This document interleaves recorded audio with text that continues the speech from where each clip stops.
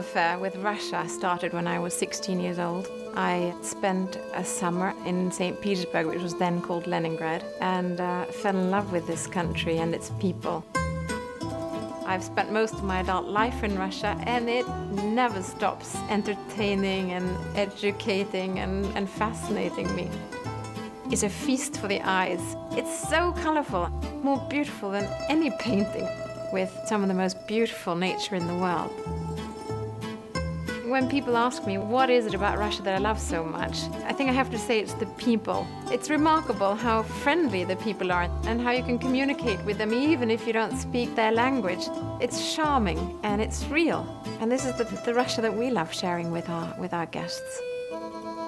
Anyone can show you the sort of more touristic side of Russia, but at Viking we pride ourselves on being able to go beyond that, with the opportunity to have real contact with its people, with its food, with its culture.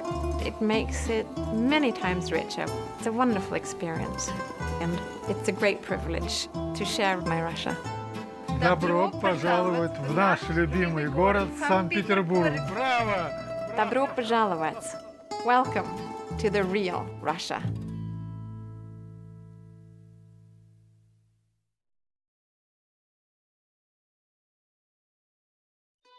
In Russia, everyone has access to a banya.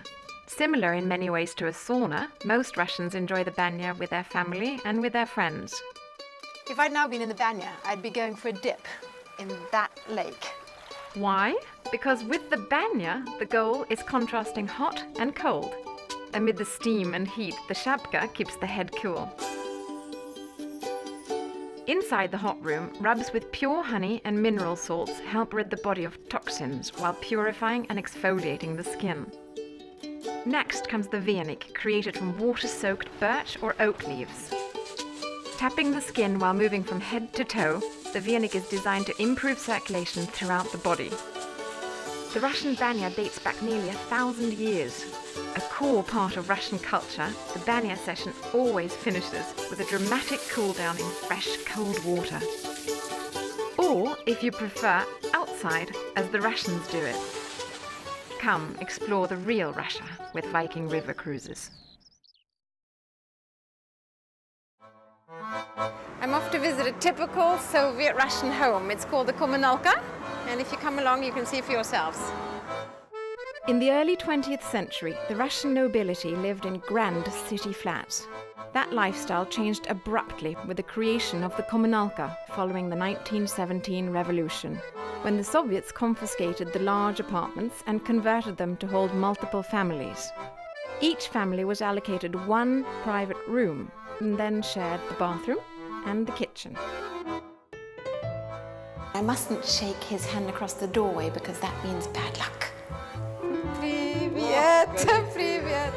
Almost everyone grew up in a Kommunalka, even presidents like Vladimir Putin. While other choices are available today, many Russians still choose and enjoy this way of life. In this flat, it was your great-grandmother who lived here, then your grandmother... Mama, прабабушка, бабушка, мама... Mother... Я, him, и теперь уже моя and семья. now his young son. So it's many generations of Ivan's family. And we'd like to show you just a little bit around how a communal flat works. Да, пойдем руки помоем. Okay, he said, first of all, we're going to wash our hands. Russians are quite proper with when you come off the street, you put off your outdoor shoes, put on your slippers, and you wash your hands. So we're going to have to do that first, and then I'll show you the flat. In this flat, of course, there's only one bathroom. Every family has their own soap, so I'm taking Ivan's family soap and washing my hands. There we go. And then there are 6 towels in here as well, yes? One per family. Okay, спасибо. Чисто. Пожалуйста. Clean. Now we're in part of the kitchen. This is where the families keep their cups and saucers and pans. So you can see that this is Vanya's part of the kitchen. And these other sections belong to his neighbors. And if you follow me, we'll go into where all the stoves are. So here we're in the kitchen, and there's usually one stove per family. So in this flat, there are 6 families, so there are 6 stoves in this kitchen. Shall we go to your living quarters? Okay. Пошли. Да, пошли. Okay. We found a little boy out in the hallway. This is Maxim. This is Maxim. Максим, покажем тебе комнату нашу спальную, и которая одновременно является... This is Ivan and his family's sleeping room, where the whole family sleeps. This is also doubling up as Ivan's study. Ivan's a professor at the university, so he has lots of books. Shall we go find your wife? Да, пойдемте Yeah. посмотрим. Привет, Vika. Привет. Привет.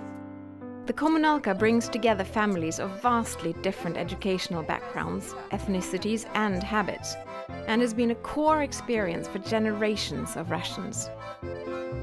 Now you can learn about the Kommunalka from the inside with Viking river cruises. Our home visits provide the opportunity to enjoy a rare glimpse into a living part of the Soviet past. Experiencing the Kommunalka is an important key to understanding Soviet culture and unlocking the Russian soul.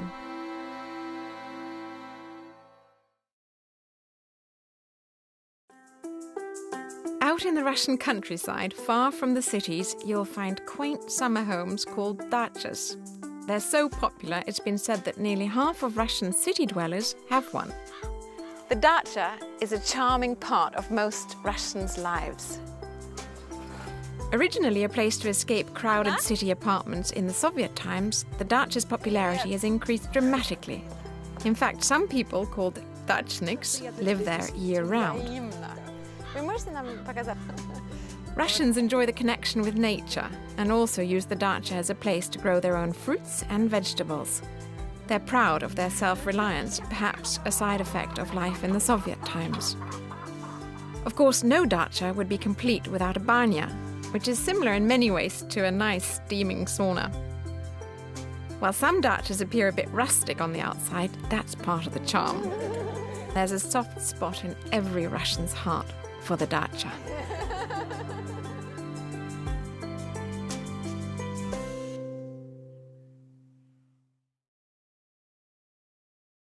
The small town of Uglitch is one of my very favourites.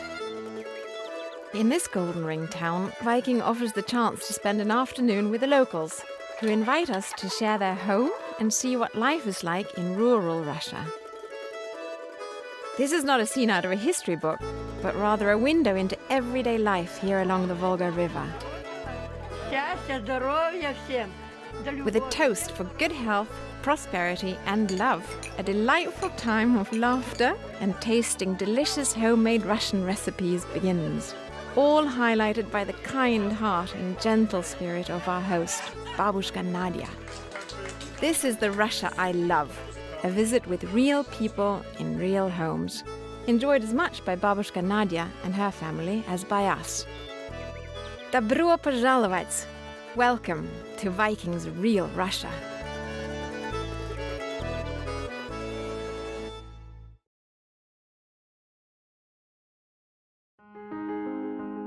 Russia's glorious Hermitage Museum. Everyone is aware of its spectacular treasures and grand galleries. But did you know about the guardian cats that protect it?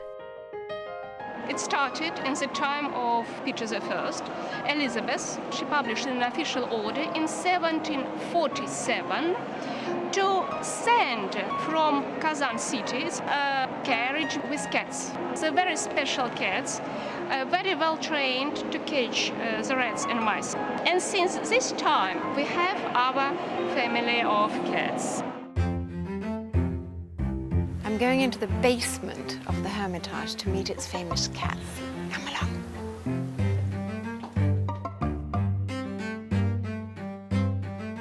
On duty for centuries to keep the Hermitage rodent-free, these feisty felines are ever vigilant. At times elusive, they remain masters of the labyrinth tunnels. He's not doing his job very well today. There are almost 100 cats in official residence and on duty at the Hermitage, with free run everywhere except the galleries, of course. The cats live in small prides either in the basement or in the inner courtyards.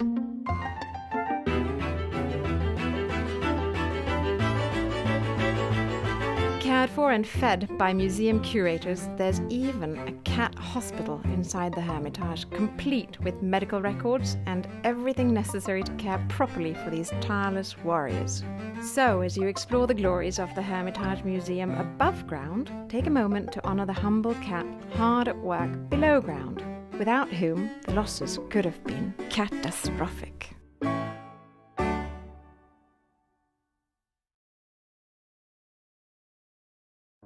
Born out of Catherine the Great's private art collection, the Hermitage is a living monument to Russian history and culture.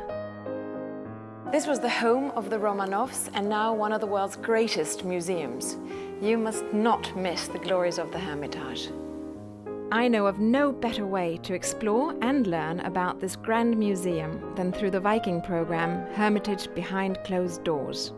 With links to resources no one else has, such as director of the Hermitage Foundation and author Geraldine Norman, these privileged access tours were created to provide a unique insight into the world's greatest museum. The special Hermitage early opening is a real treat. The grand galleries uncrowded and inviting, the experience relaxed and immersive. Stroll leisurely amid priceless diplomatic gifts from Asia and the Middle East, and explore the impressive gold rooms of the Treasury Gallery, all while regular tours and other visitors wait outside in line. Hermitage Behind Closed Doors also offers an exclusive visit to the museum's ultra-secured vaults. In these 35,000-metre off-site storage facilities, you're escorted through a remarkable unexhibited collection of artistic and historic artefacts, from Romanov family furniture to paintings by great masters to stunning imperial carriages, all protected by state-of-the-art security systems. Come explore the Hermitage with us in the best possible way. The Hermitage Behind Closed Doors with Viking River Cruises. No one can share Russia with you like we can.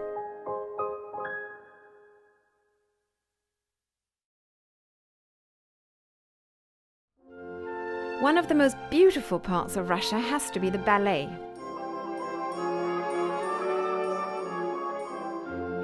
Many children here dream of becoming ballet dancers and start dance classes as early as the age of 4. The graceful pirouettes and precise acrobatic leaps seem effortless, yet the profession is incredibly demanding. The dancers put in countless hours of rehearsal daily, pushing their bodies towards an elusive goal: perfection. And when the curtain rises, every bit of the effort was well worth it. Russia is a country synonymous with ballet, which blossomed as entertainment for the royal court in the mid-1700s. Catherine the Great was such an avid patron that she had a personal theatre built in her winter palace to entertain guests after dinner. Today, Russian dancers continue to be the most sought after in the world, just as the icons Diaghilev, Pavlova, Nureyev and Baryshnikov were before them.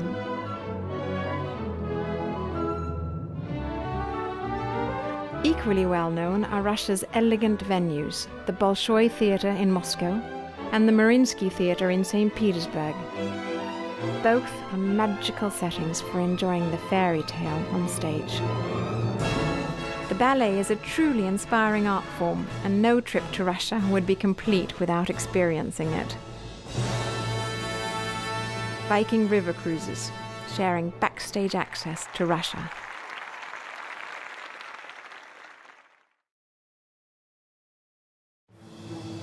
Most cities go to sleep at night. Dynamic Moscow comes to life. Nighttime in this capital is the time I'm really dazzled by Russia. Stalin-style architecture is illuminated throughout the city, like Moscow University, one of my very favorites. Red Square is unforgettable, and St. Basil's Cathedral is spectacular.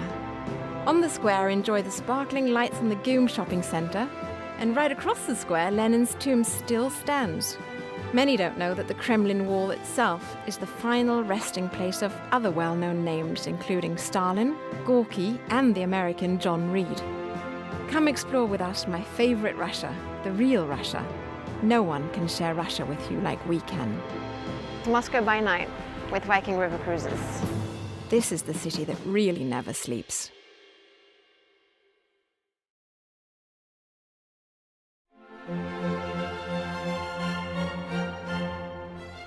St. Petersburg is known as the Venice of the North. It is magical when viewed from its canals. Winding like sparkling ribbons through the heart of my favorite city, the canals were the vision of Tsar Peter the Great, who built St. Petersburg on islands in the delta of the Neva River. Of course, with canals come bridges, 320 in all. Watch your head. Founded in 1703 as a window to the west, St. Petersburg was intended to rival Europe's finest capitals. Today, historically significant sites still line the banks, along with some of my favorite hidden gems. This is New Holland Island, where Peter the Great used to store timber for his shipbuilding activities. There's history everywhere. Russia's capital until 1918, St. Petersburg remains the country's cultural heart. Come explore with us my favorite Russia, the real Russia, with Viking river cruises. No one can share Russia with you like we can.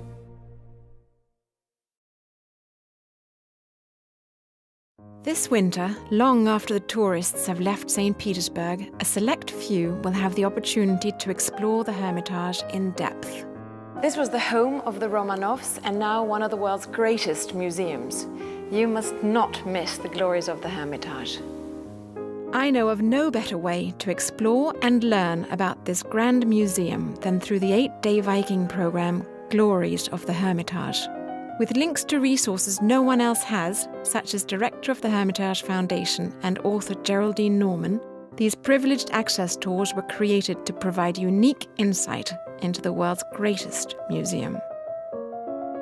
Enjoying the Hermitage on Mondays, when it's normally closed, is a real treat.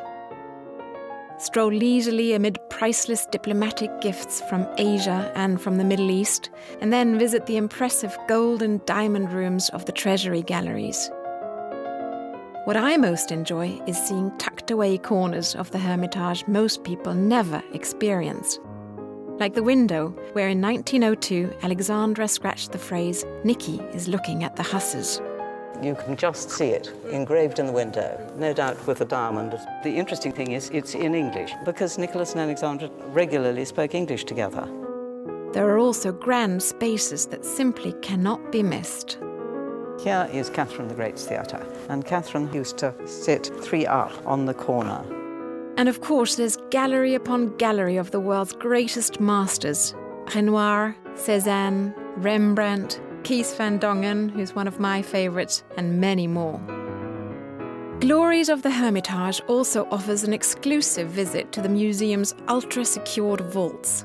In these 35,000-metre off-site storage facilities, you're escorted through a remarkable, unexhibited collection of artistic and historic artefacts, from Romanov family furniture to paintings by the great masters to stunning imperial carriages, all protected by state-of-the-art security systems.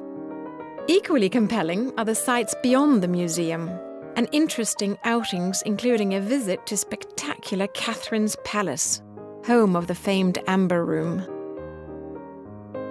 An unusual experience is afternoon tea in a communal apartment hosted by its residents. It's fun and it's real, and it's a dramatic contrast to the Hermitage and the city's opulent palaces and cathedrals. Here you have the opportunity to learn how most Russians lived during the Soviet era and how many continue to live today. You'll love the evenings as you dine in some of St. Petersburg's finest settings, followed by the symphony, opera, or the ballet at the world-renowned Mariinsky Theatre. Your home while in St. Petersburg is the 5-star Grand Hotel Europe, a cultural and culinary landmark for over 130 years. Join us as we explore the beauty of St. Petersburg in winter and the glories of the Hermitage with Viking. No one can share Russia with you like we can.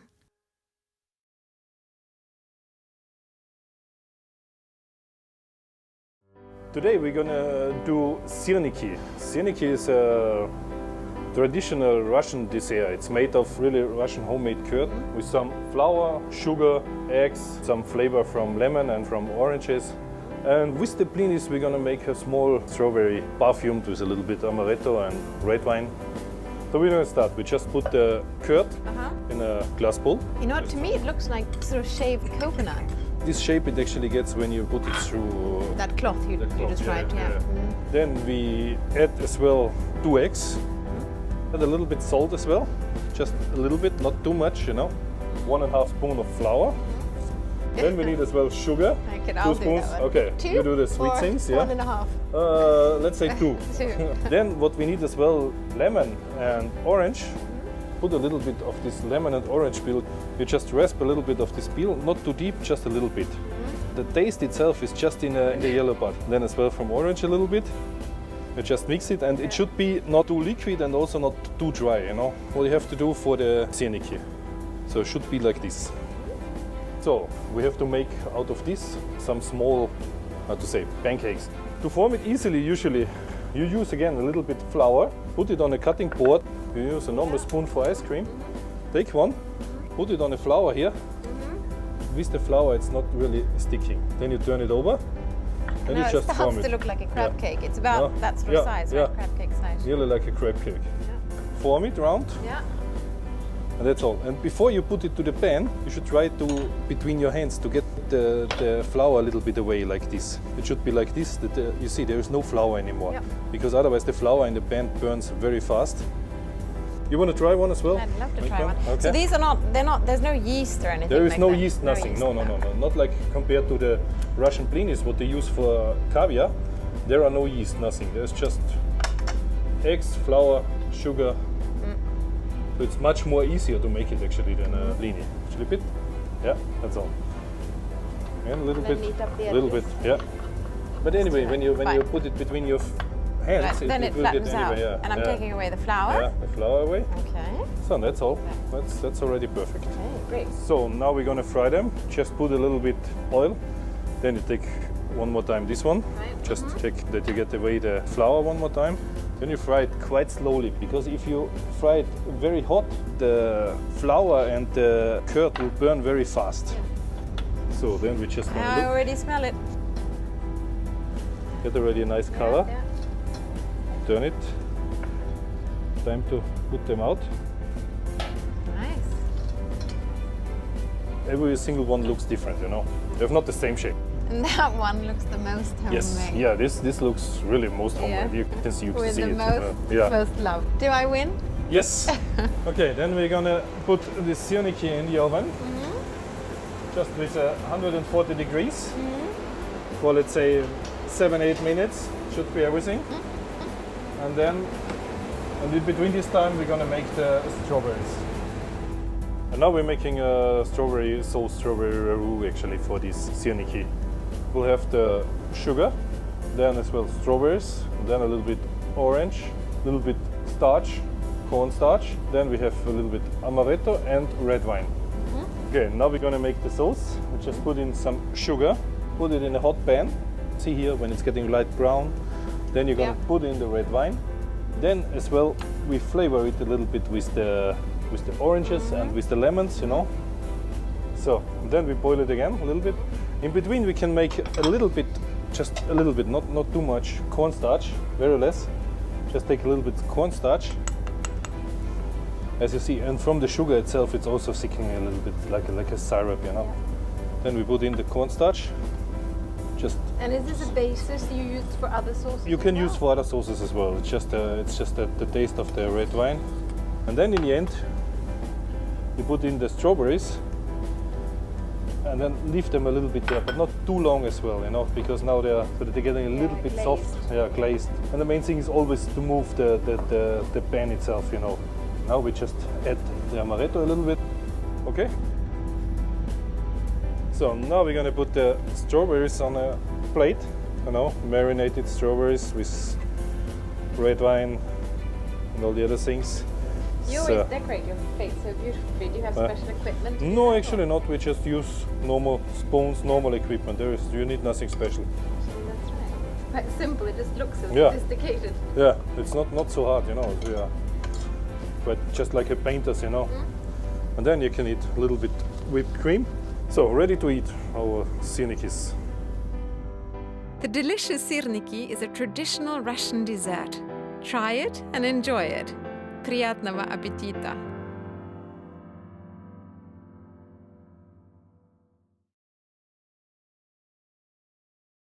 Soups are an integral part of Russian culture.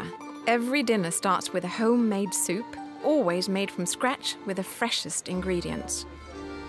Here are our soups, which Russia is famous for. Yeah, no meal complete without a soup in Russia, right? Absolutely. And this is borscht Everybody knows a borscht. and sour cream with borscht. These two goes together all the time. Yep. And you probably know this one as well. My favorite, my absolute favorite, cold borscht, Exactly. which is sort of like gazpacho is to Spain, cold borscht is to Russia. It's a great Right. summer soup. Yeah. Great summer soup. Yeah. Let's try this one. Yeah, let's. So I put a dollop of smetana, of sour cream. And you could put even more if you like. Let's- You can't spoil soup with smetana. You can't? All right, we'll take another dollop. There we go. So we're But going you to need to mix stir this quite around. well. And it turns pink. Let's see. So it goes from dark, deep purple to sort of dark pink, right? Let's try. Without spilling on my white trousers. I'll try to. So, I love it. I think it's my favorite soup in the world. As is warm borscht, but warm borscht is great in the winter and cold borscht is great in the summer. yeah, chili. Super. And the other two sample soups. This is the fish soup, Called uha, right? rice. Yeah. And this one, do you know the name of this one as well? Yeah, salyanka. Right, meat soup. Yeah, I love. I mean, I'm almost a vegetarian, but I actually really like this meat soup. Okay, it's my second favorite soup. And this one is really special. Yeah, it looks sort of like a mushroom. It is sheep, so you can see it in a pot below it. Yeah. And this is called hangover sheep. Uh-huh. It helps you to get rid of hangover. Okay, good thing. Yeah. So Try to find the soup below it. it's really like a soup. Don't worry. Oh, nice. How nice. Very unusual. Good? Очень вкусно. Very tasty. Did I say that right? Exactly, absolutely right. Very good. Each Russian soup has its own story. Discussing them with the locals and sampling these tasty creations is a great start towards understanding Russia and its people. And here's a recap of the soups that we tasted. Borscht, which is the internationally renowned beetroot soup. Холодный borscht, which is cold borscht, fantastic on a summer day. Uha is a fish soup. Salyanka мясная is their meat soup. And shi, which is a cabbage soup good for curing hangovers. Russia is a fascinating country with many unexpected delights. Come, explore her culture with Viking river cruises. I love trying foreign foods when traveling, and of course food is one of the most enlightening aspects of a foreign culture. Today we're exploring popular Russian starter dishes, also known as zakuski. So this is a spread of sort of typical Russian starters. Absolutely. This is the pickles, which we actually get in our dachas and then preserve it, salt it or pickle it to keep it for the winter. Here is the mushrooms, which we actually get in the forest. So you pickle the mushrooms as well. Yeah, we pickle them and we salt them as well. This one is also meat starter. This is the холодец. Yeah. It's meat boiled for quite a long time. It looks like meat jelly that probably would jiggle quite well, huh? But it actually looks quite good. I hope you like this one as well. You have a broth, which actually becomes the jelly later on. I really like that. And this is probably the most unusual starter. It's fat. It's a pig fat. Pig fat. Yes, it's really thin and it's frozen. Would you like to try it? I think you have to. With a bit of brown bread, have some spring onion on it, and a glass of vodka. Have a sip, drink, and eat. To disguise the taste. No, to add for the taste. And it's salty. No, it's good. It's actually good. Yep. Not for vegetarians, I guess, but. Okay, next. This is the most typical common salad with just boiled vegetables, chopped one, beetroot. I know that one. It's really good. It's called a vinaigrette. Exactly. Yeah. And good for the vegetarians, good for those who look for their health. It's served with a bit of oil. This one is селедка под шубой. Really fun one. Beetroot, herring, Yeah. a bit of Apple. carrots, and potatoes, all Layered. in layers. Looks great. Looks like a cake. And that one. This one is the most traditional and funny Yes. one. This is called Olivier salad. That's what you eat at New Year's, right? Yeah, for any celebration, that's a must. What a spread. And then what do you drink with this? Apart from vodka, it's definitely cranberry juice, which is called mors, and the other one is called kvass. That's an interesting Can you guess what it process. is? I've heard what it is. It's that bread. It's dried and then put under water, and then you add sugar. You add sugar, and you need to put some raisins in it, and a bit of honey instead of sugar. Then it tastes better. It's fermented bread drink, Exactly, non-alcoholic. non-alcoholic. It's really good. This is our hot starters, which can actually be a main courses as well. These are pancakes, Very typical, yes. blini, with the salmon caviar and some smetana. You know what smetana is? Sour cream. Exactly. Yes. So which is a very important ingredient in a lot of your foods, it right? is, can go with the soups, main dishes, everywhere. Yeah. And these are famous pelmeni. Yes. You need to put some sour cream on top of it. Love them. I hope you like this one as well. I love these. I mean, I know I love them, so. Oh, good. Good? Super. I'm glad you liked it. Perfect. Another one? I don't know of a better way to immerse yourself in another culture than through food. Russians love to share their homemade favorites, so when you're in Russia, give one of these dishes a try. Приятного аппетита! Here's a quick recap of the starters we tried earlier. Pickled vegetables, something all Russians know how to do at their dacha. Соленые грибы, which are salted mushrooms of all varieties. Мясной холодец, which is meat jelly made from only natural ingredients. Sala, pig fat. It sounds tasteless, but it tastes delicious. Vinaigrette, which is the vegetarian favorite salad. And sild под шубой, literally translated herring under its coat. Salade Olivier is the party favorite. Mors is the juice, usually cranberry, and kvass is the juice made from fermented bread. Blini is pancake with salmon caviar and sour cream, and pelmeni, which are the Siberian-type ravioli. Russia is a fascinating country with many unexpected delights. Come, explore her culture with Viking river cruises. Russians love their cakes and desserts, and everyone who visits Russia must taste them. This is oladyi. Oladyi. It sort of looks like a pancake. Yeah, it's a thick pancakes. Good for the sweet dish. Yep. And the other thing here is kisel, which is a thick red berry soup with a scoop of ice cream. Yeah. When I was living here during the Soviet days, it was quite popular, and it's still eaten, is it? It's still eaten. Kisel. So yeah, let me have it. And that's ice cream. It's a scoop of ice cream, vanilla. Kisel. It tastes like a sour fruit soup. Oh, kind of. Good. Yeah, kind I of mean, good. red sour berries, like cranberry. And then you put the ice cream in to make it sweet.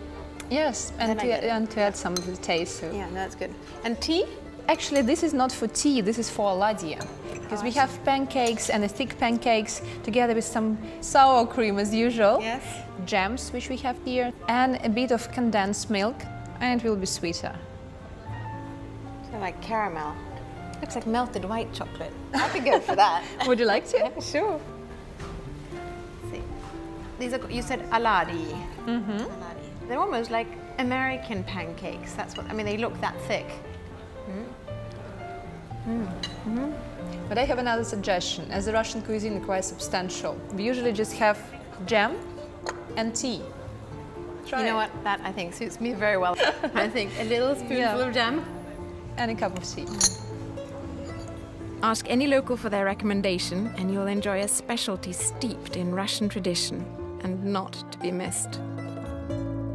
And recapping the sweet dishes, oladyi are a type of pancake. Kisel is a cold fruit soup usually served with a bit of ice cream. Varenye, which is jam, taken usually with tea.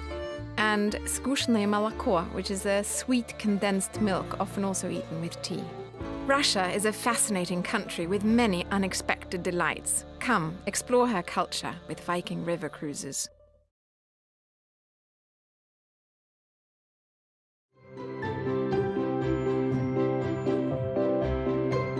Walking into a Russian farmer's market is a great sensory experience. It's almost like walking into a museum. You're hit by the colors and the variety and the choice and the abundance. And the ethnicities that are selling this produce, they're coming from all the former Soviet states, so it's like an ethnographic experience.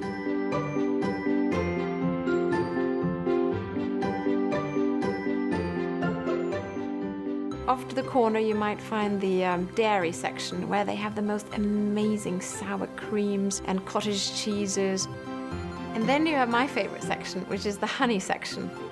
It's a true insight into Russian culture, spending a few minutes at the honey counter.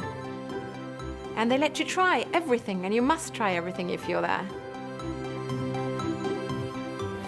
It's remarkable how friendly the people are in the market, and how you can communicate with them even if you don't speak their language. They're very warm and outgoing, and somehow you manage to make yourself understood. It's a wonderful experience.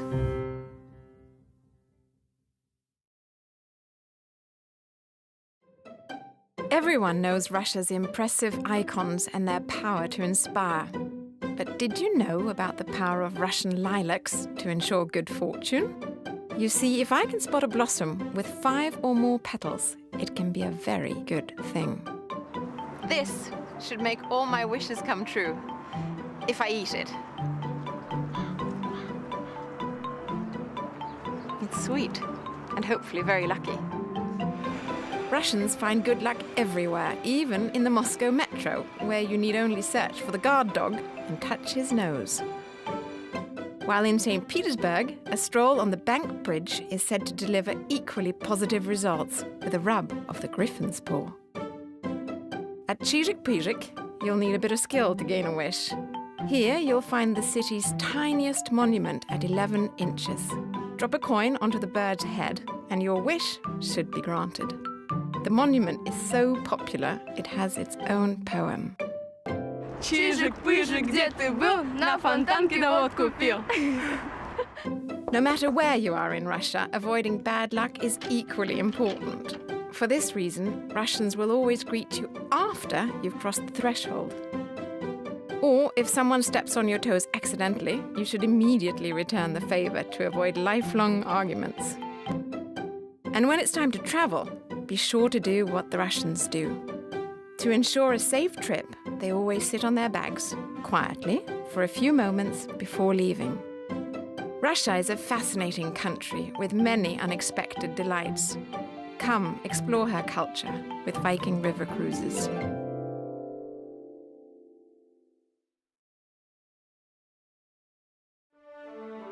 An industrial icon long ago designed by German expressionist Erich Mendelsohn is about to be reborn. We're inside Krasnaya Znamya, which means red flag. This was an electrical power plant during the Soviet times and fueled most of the city of Leningrad. It also powered the factory right next door, which produced all the uniforms for the Soviet fleet. Right now, we're inside the mission control room that ruled over the turbines. It's empty and derelict, quite beautiful, a little spooky, very special. Inspired by Soviet constructivist architecture, the Red Flag factory was built in 1926 and bustled almost non-stop for years, with the workers churning out a seemingly endless stream of uniforms. The German blockade of 1941 brought the factory to a grinding halt, as the boilers were shut down and all activities stopped, not to resume until November 1946. Eventually, the factory fell into disrepair and was almost forgotten forever. Now, brighter days lie ahead as efforts are underway to remake this landmark into a center for business and the arts. And similar stories are happening all over Russia. In Moscow, the conversion of the Red October chocolate factory is becoming exclusive residential and commercial space. Garage, which is the old bus depot, is now a cutting-edge exhibition gallery showcasing artists like Ilya Kabakov and Mark Rothko, who once fled the Soviet regime. New art and architecture in a surprising array of shapes and forms are appearing in cities throughout this country, adding a diversity and additional visual interest to the already colourful landscape. Come, explore the best of Russia, both the old and the new, with Viking river cruises. No one can show you the real Russia like we can.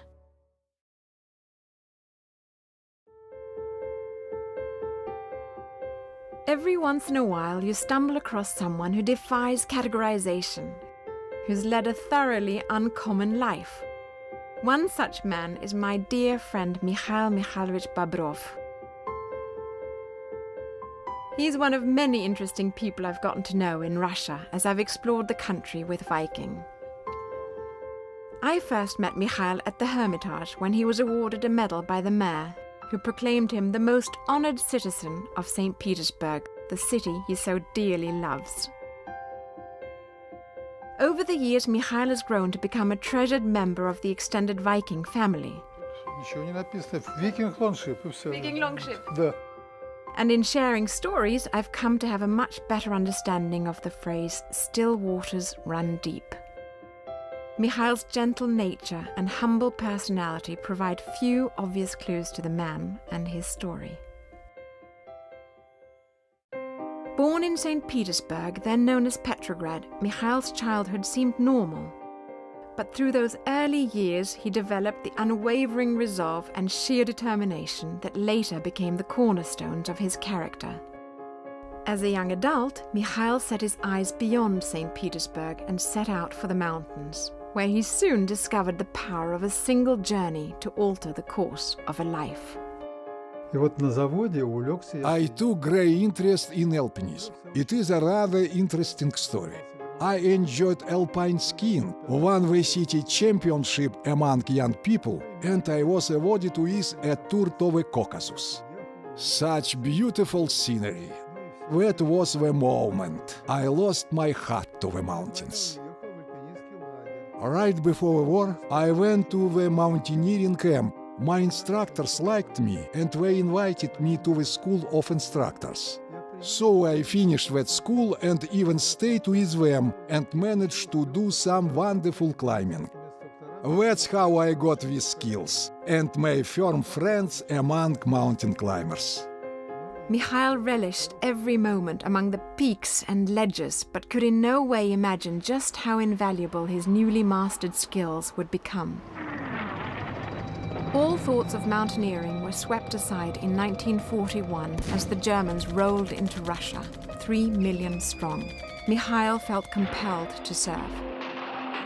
Вначале меня не брали, потому что я был очень молодым. They did not want to take me because I was very young. I was just 17 years old. They told me, wait a year, don't hurry. You'll have time to fight. The elder boys said that I was a good, reliable guy. So finally they took me. That's how my war life began. Военная жизнь. On September 8, 1941, one of the darkest chapters of the war began, as St. Petersburg, then known as Leningrad, was completely encircled by the Germans, under siege for 900 days. Warplanes and artillery struck the city with deadly accuracy. Жертвы были большие, ничего было не понять. Nobody could understand what went on. When our agents got to the territory of the German artillery and kidnapped the officers from there. In their map cases, they found the pictures of Leningrad and all our tall dominant structures with gilded domes were indicated on them. All the objects were marked on the map with the reference in meters to this or that dominant building. And it was rather easy to bomb the city having this information. When they realized that our beautiful dominant buildings protrude the city, we had to hide them somehow. Leaders were perplexed on how to camouflage the towering icons, until someone had an epiphany. Why not have alpinists scale them, then paint or cover the shining surfaces? In the abstract, the idea seemed simple, but in reality, the task was daunting. Самое неприятное было. The most difficult was when climbing the spire of the fortress of Peter and Paul. We were very hungry, but we got only 125 grams of bread a day, so we had no strength. When you came to the ball, you needed to do the negative angle. There is nothing special about it, that's basic. But we were weak, hungry, and with the cold and wind, we could not do it. Mikhail paused, his heart racing. The only sound, the raspiness of his breathing in the bone-chilling wind. With but a moment's rest, he pressed on. И вот потихонечку... So slowly, the last steps. I had several attempts, after which I managed to do it. Utter silence greeted him at the top, 120 meters above the city. A wave of relief overcame him before he set about attaching the vital ropes and pulleys. Finally, the process of camouflaging the Peter and Paul fortress could begin. Жили дома, а потом уже сил не хватало ходить. At first we lived at home, but later we had no strength to go home, and we stayed where Peter I's son, Prince Alexei, his wife Charlotta, and the sister of Peter I's, Maria, are buried. On those tombs we stayed, put some wood boards with felt, and arranged a stovepipe there. It was very warm. Очень тепло там было. The team of 4 alpinists camouflaged structure after structure, each presenting its own set of challenges. This hindered the German offensive while saving cultural monuments and countless lives. For this, Mikhail and his team were rewarded for their courage and heroism.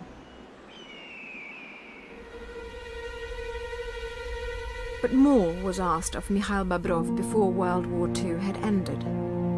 Of all places, he was sent to the Caucasus Mountains, lands he so loved. What had once been a place of refuge between the peaks had become a place of unfathomable violence, a savage fight for country and freedom on skis. Дело в том, что The truth is that the Germans were coming to the central passes of the Caucasus rather quickly, and regular military units could not fight in the mountains. They simply did not know how, and retreated. The 49th German Mountain Infantry Corps was approaching. They were very well prepared, the best alpinists of Germany. After battles in Austria, the Czech Republic and Norway, the German high mountain troops were battle-hardened, formidable adversaries, while Russian forces were woefully unprepared. у нас были 2 всего стрелы. There had been only 2 mountain rifle divisions that had practically nothing. They might have the hats, spiky shoes, ice axes and ropes, but that was it. They had no skills to work in the high mountains. To counter, Stalin scoured the far corners of Russia in search of the country's supreme alpinists, including Mikhail Bobrov. И вот поэтому собрали всех альпинистов. That's why we gathered the mountain climbers, the real instructors from all the France. And we got in defense position from Mount Elbrus till Mount Kazbek, the most central passes of the Caucasus, where the fights were at 5,000 meters of height, in the conditions of hypoxia, oxygen starvation. That was the winter of 1942-43. A single shot, shouting, a grenade could cause avalanching, many of them. It was a very special war. Very few people know about it. It was a surreal time with days of mystical tranquility sprinkled in the midst of life and death struggles. Of the many battles, one remains vivid in Mikhail's thoughts to this day. Ну, красиво идут. Они прекрасно владели горными лыжами. Спускаются такими... They were coming down beautifully. They were wonderful downhill skiers. It was snowing at the beginning, and when the sun appeared, the atmosphere was far from warlike. When they were 100 meters away, we shot in the air and commanded, "Hände hoch!" Nothing. They started to shoot back. Our guys were chasing them, and the fight began. It was not long, only about 20 minutes, not longer. After the fight, we went to inspect the dead bodies, collect the documents and weapons. So we came up, and one of them was sitting. That was Otto Bauer. Это Отто Бауэр. While it would have been easier to leave them behind, Mikhail and his team carefully moved the wounded Bauer and another German soldier down the mountains to have their injuries treated. Though the events of the day were quickly lost amongst other battles, the act of kindness was not forgotten. Years later, following the turbulent war years, a chance meeting at the 17th Olympic Games brought the two former enemies face to face once again.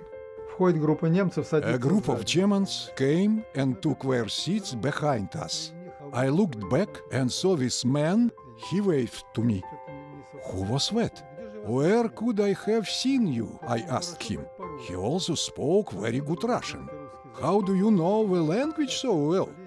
Well, he said, the senior generation, we went to the front. You must have participated in the war as well?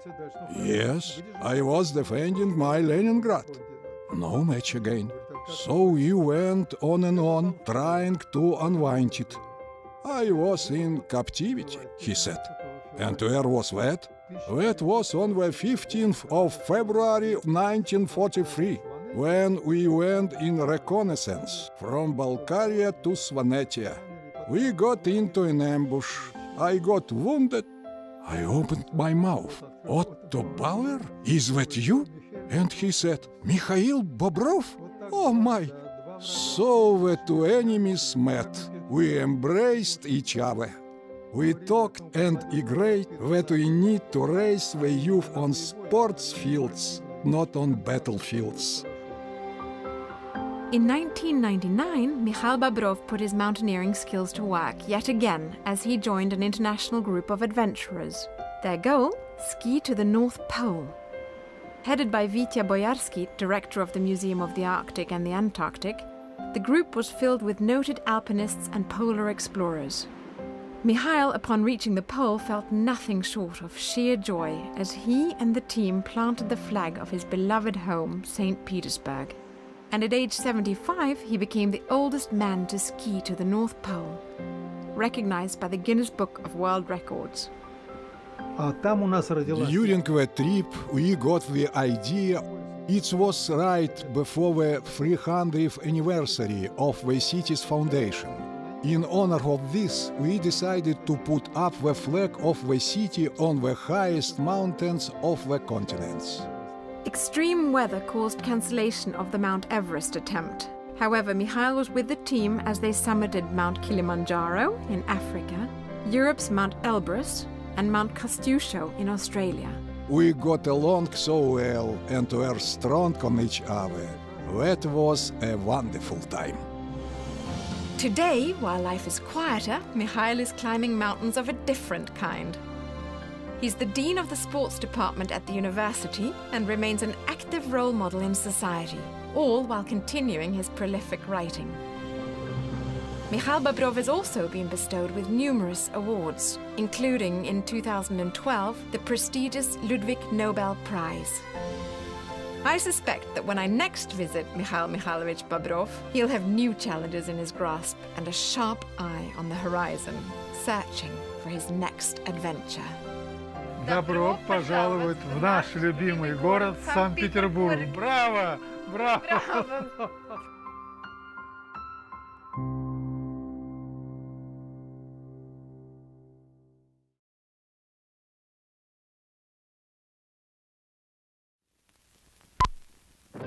In 1957, the Soviet Union leapt onto the international stage, launching the world's first man-made satellite, Sputnik 1. The movie The Cranes Are Flying was released, a Soviet tale about life during World War II that won the Palme d'Or in Cannes. And Dr. Zhivago, banned in the Soviet Union, was published in Italy. 1957 also marked the year a young Vladlen Kuzin established his media career in Leningrad, after honing his journalism skills as a newspaper reporter in the remote Soviet region of Kyrgyzia. I'm very happy I worked there. I gained invaluable experience and perspective, insights that helped me to navigate the pathways of Soviet politics.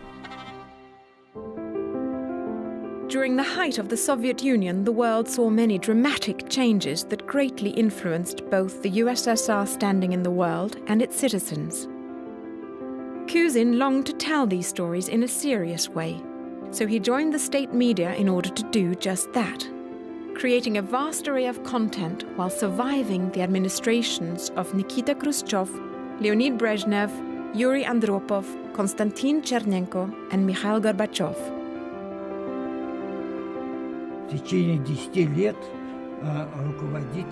Eventually, I supervised all the mass media, TV, and the publishing houses of Leningrad and the region. But I most enjoyed overseeing the Leningrad Film Studio, which made documentaries. When I started working here, there were only 250 people, and when I resigned, there were 400. We were the largest documentary studio in Russia, and in Europe, for that matter, producing 6 newsreels weekly. It was almost like a newspaper. We also produced films devoted to personalities, special events, and Soviet history.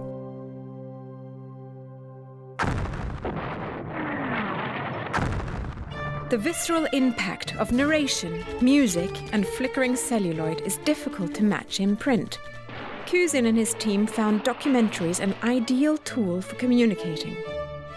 They used the medium to great effect, but the task was never easy. It's been said that to be a good documentary filmmaker, you must be a bit idealistic. And in the Soviet Union, with the lingering threat of censorship, that statement was never more true. In a way, censorship actually helped us. Our approach had to be more calculated and creative, especially as we investigated unpleasant truths. A local censor would come here, watch the project, then give a stamp of approval or reject it.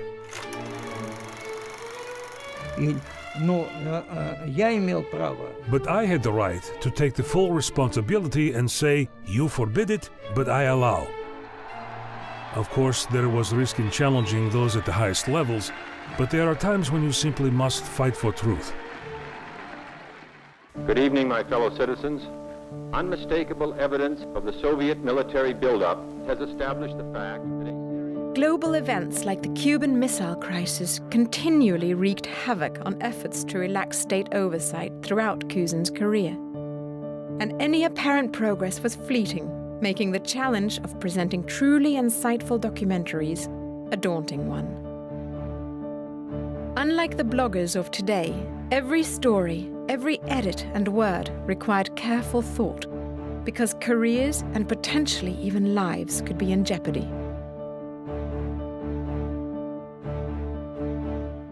When I look back, there were many very heated debates, but history isn't something to be toyed with. We all understood the ramifications of every decision we made, and fought hard to maintain our integrity. We were determined to make a difference, even in a heavily regulated society. Despite constant oversight, Kuzin pushed to get his filmmakers unprecedented access wherever they went.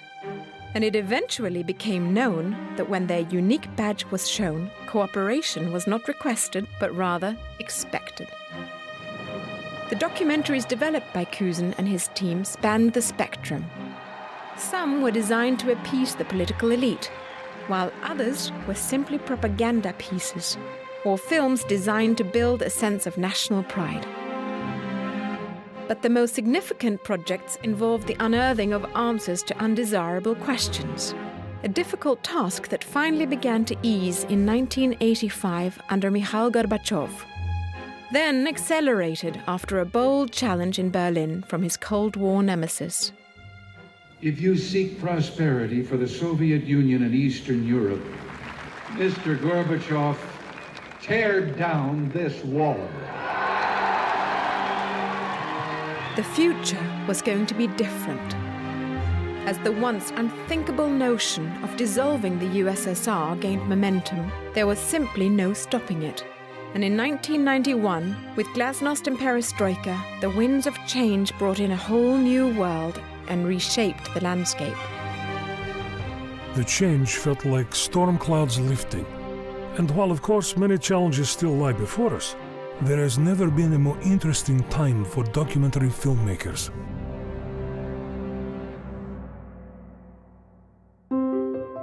Now in his 80s, Vladlen Kuzin leads a quieter life in St. Petersburg, but has hardly retired nor lost sight of his ideals. With his son Ivan, who is a professor of philosophy, he co-authored a book on media and its role in society. He's also a professional lecturer and a professor at St. Petersburg University, where he's educating a new generation on the values, inherent conflicts, and power of media. It's been over 50 years that I am teaching journalism professionally.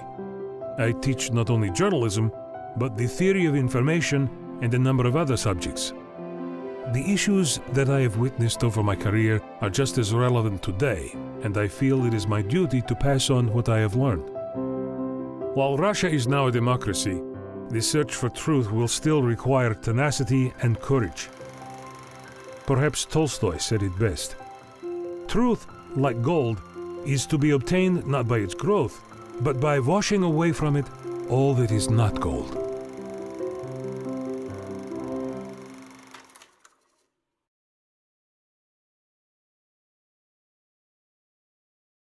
Here there are some Russian phrases you might find helpful. The first one, hello, здравствуйте, здравствуйте, здравствуйте.